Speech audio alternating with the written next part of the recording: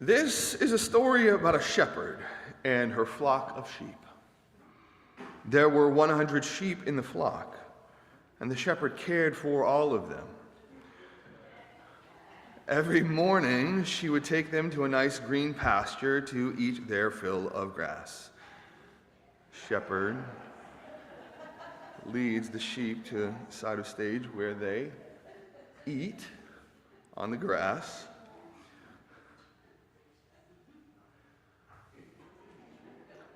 And then, every night, she would lead them back into the sheep pen.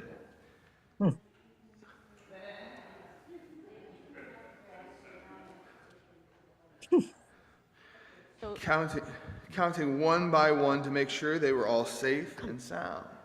Come this way. Okay, now we go and we come to, now this is where we're gonna rest for the rest of the day. Okay, so get comfortable. This is what we do. Now let me think. Noisy sheep. Okay, so 95, 96, 97, 98, 99. Uh-oh. On this particular night, the shepherd found. Hold it. Let me count again. Okay. I got to count again. 91, Double check. 92, 93, 94, 95, 96, 97, 98, 99. She Somebody's found missing. one sheep short, but where could it have gone? Yeah. The lonely sheep waves to the audience from the other side of the stage. Woo. Wave. Okay. What do I do? What do I do? I can't just leave these sheep for the wolves to eat. No, I really can't. But I need to go find this one. Yes, coming. Need to find this one. All right, you guys huddle together, look out for each other, and try not to look tasty. Try not to look tasty. So there you are, my little lost sheep, my little lonely sheep. Oh. I can't even hear. Okay, so we didn't leave them. Came over to get you. So my lovelies, we are bringing these one back. They've been thinking brave thoughts. And now we're bringing this lonely one back to the flock.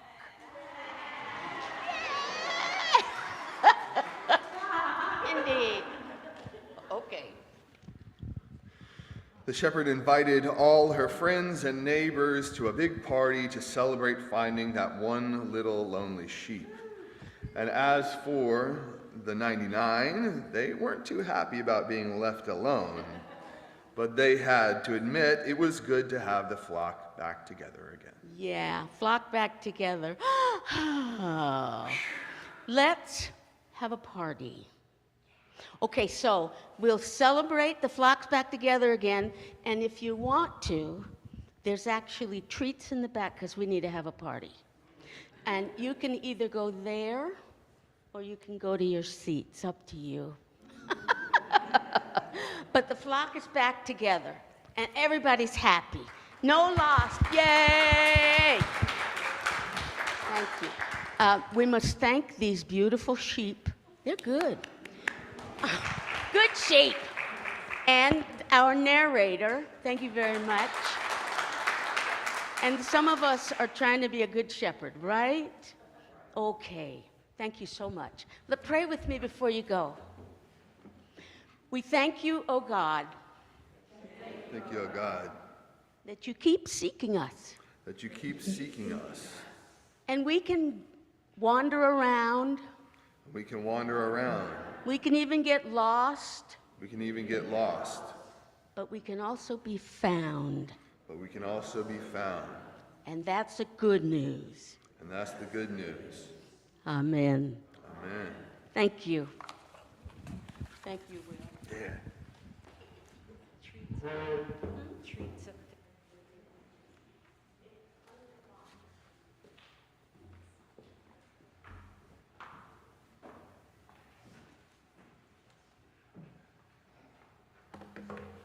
My first thought was to just leave it at that.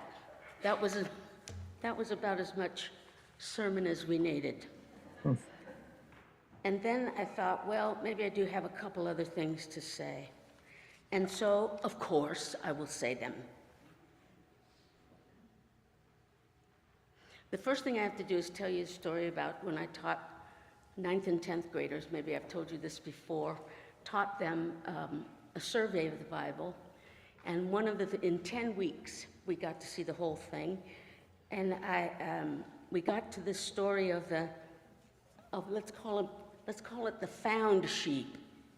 Got to the story of the found sheep, and I said, now, who, if they have 100 sheep, is going to leave the 99 and go look for one?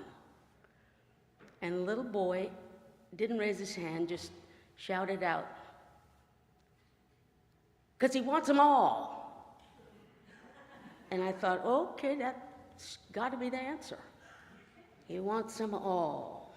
In our skit today and in our reading from Luke 15, 1 through 7, the first three parables, it is the first of three parables in a little cluster, which the writer of the Gospel of Luke is known to do. And they are parables of lost and found. But as our Lenten resource from Sanctified Art suggests, it's also about everything in between. In all three parables, and let's call them the found sheep and the found coin and the found son, which we usually call the prodigal son, there's one pattern, one consistent pattern. It is counting or noticing, seeking, finding, and rejoicing with friends. If you go back and you look at chapter 15 and read all three of the parables, you'll see that pattern. Counting, noticing, seeking, finding, and rejoicing with friends. Notice also that these stories are told in response to the grumbling, not to say whining, of the religious leaders, the Pharisees, who really thought they knew it all. These righteous souls were indignant, complaining because Jesus is always with those who are not with them, those who wandered or were not in the flock. And Jesus welcomed them, brought them back in, or brought them in. Their resentment and their envy make them unable to celebrate. You think about the story of the prodigal son. It's really hard for the brother who stayed home and was faithful, did all the things he was supposed to do to celebrate when his profligate brother returned.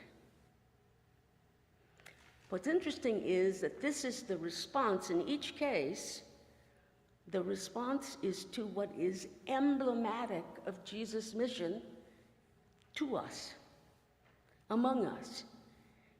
Came that we might have life abundant, came to show us, to model for us the mercy and reconciliation of God.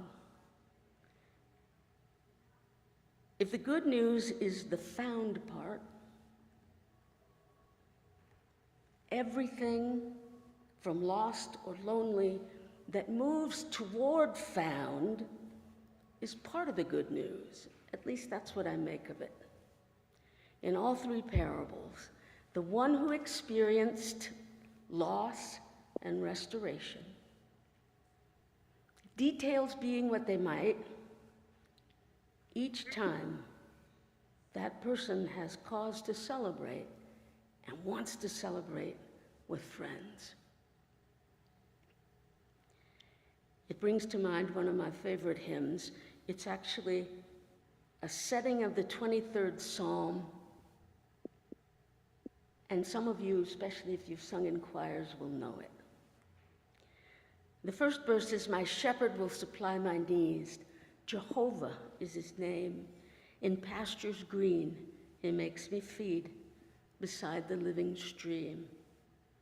He brings my wandering spirit back when I forsake his ways, and leads me for his mercy's sake in paths of truth and grace." But I love this hymn mostly for the third verse, the final verse. "The sure provisions of my God attend me all my days. Oh, may thy house be my abode, and all my work be praise. There would I find a settled rest, while others go and come.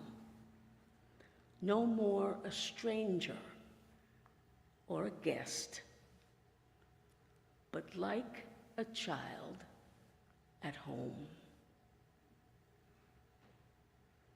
The good news is we are at home, and this is the party.